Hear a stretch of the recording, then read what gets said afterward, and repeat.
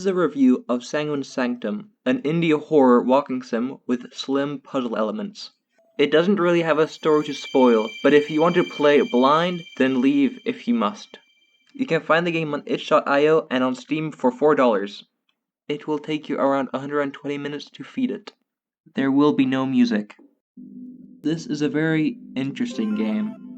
I would wager that this game has one of the best, if not the best atmosphere of a video game I have ever played. It's not real, but it doesn't need to be. You are always alone in this game, although you have constant reminders of other presences and of those that were here before you. There are no jump scares, no enemies, and no fail-states apart from intentionally falling to your death. Even then, the only penalty is a short white flash, and then you spawn back at the entrance of the level. However, none of that stops this game from having an intense atmosphere of dread and occasional terror. The gameplay is extremely simple. You only need to go around the levels and grab some stuff. More on this later, but that's pretty much it. You're here for the atmosphere, not the gameplay. There is no music apart from ambient sound, and the sounds you will hear are all very well executed. You really feel as if you are experiencing an empty world, with specters of what was and what could never be all around you. It is all excellent, and all of it is unnerving. The graphics, as you can see with your eyes, are low quality, although this only improves the surreal, nightmarish nature of the game. The effects are all excellent, and serve to create a nightmarish, fevered dreamscape of impossibilities. In certain areas, it seems as if the world is changing in unknowable ways, even as you step over it. The environmental storytelling is excellent. Having to feed a blobbly red mass is riveting, especially as you travel across several hollow alien worlds to find red chunks to make the blob grow and glow, consuming all before it. It is horrifyingly clear that there used to be people here, and now they are gone. This is most likely related to the bloody chunks you find, but there are no answers here. The game begins in the main chamber. There are 4 portals around the pit, with an additional 4 portals around the edge of the main chamber. The 4 portals around the edge only open up after you have completed the first 4 levels. Outside of the chamber, there is a cemetery with nothing in it as far as I know, and a gate blocked by an orb and 4 locks. In order to make disappear, you must collect 4 red eggs, or chunks. You can find one within each of the 4 worlds surrounding the main pit. They are quite easy to find, and if you explore the quote-unquote levels, you will find them without any problems. The worlds you enter are exotic and empty and well and truly alien. They feel empty and hollow, like a paper-thin mask on a skeleton. In the beginning, there are 4 main levels. There is the ghost world, where you need to activate a large slab in order to find the egg. There are a few specters you can zap, but they don't do anything apart from witness your theft.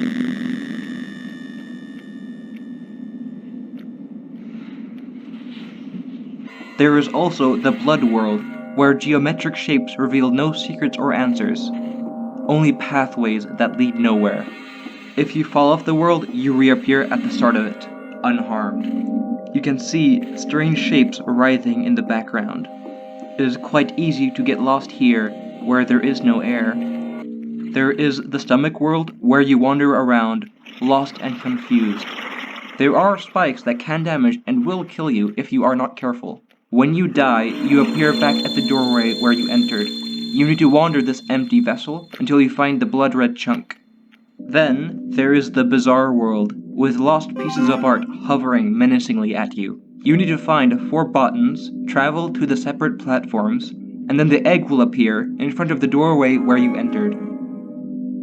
There is nothing here, nothing here. Nothing to do, nothing to see. If there was something, it's gone now. There is only the carcass of a possible future and a certain past. You need to bring the orbs to the pit in the middle of the chamber. After you bring all 4 orbs, you need to give of yourself.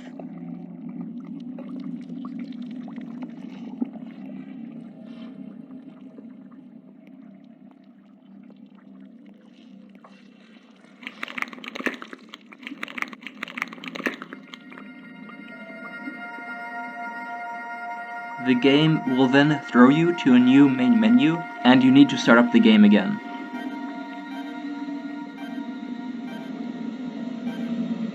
If you return to the gate outside the main chamber, you will find that the orb has been removed, and that a lock has appeared.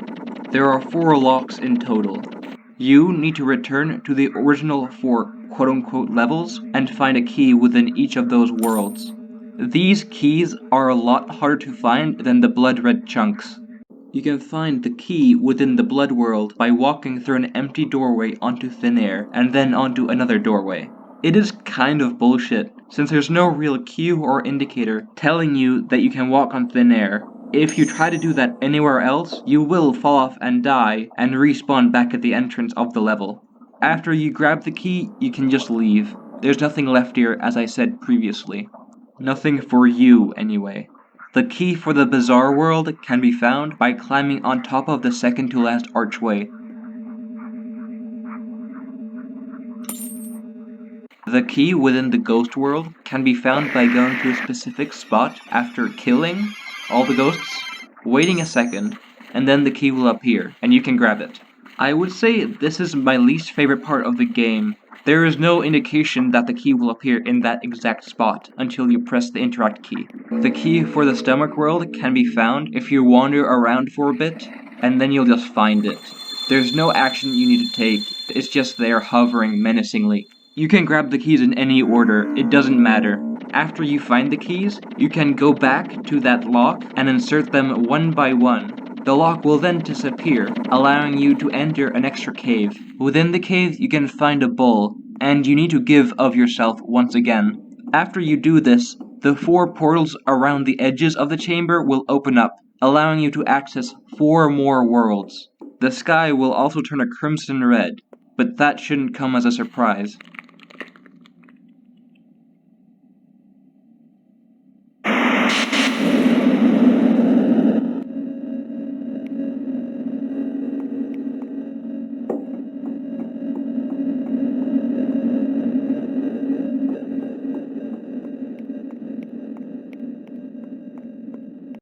These 4 additional portals lead to 4 additional worlds, and within these worlds, you need to find more blood chunks to feed to the pit.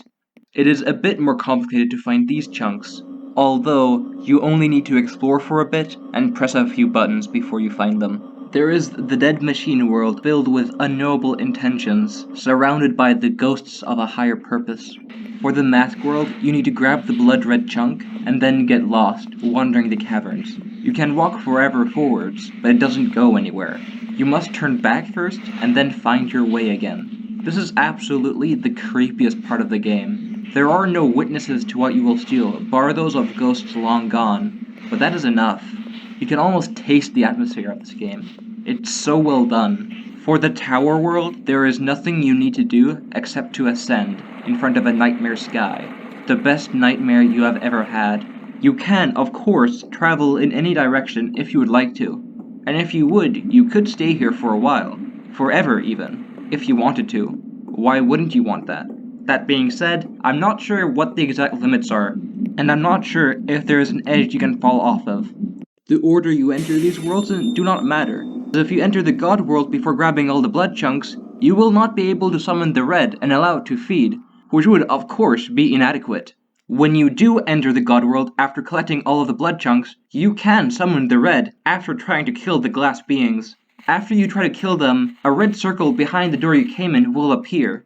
Interacting with this circle will summon the red.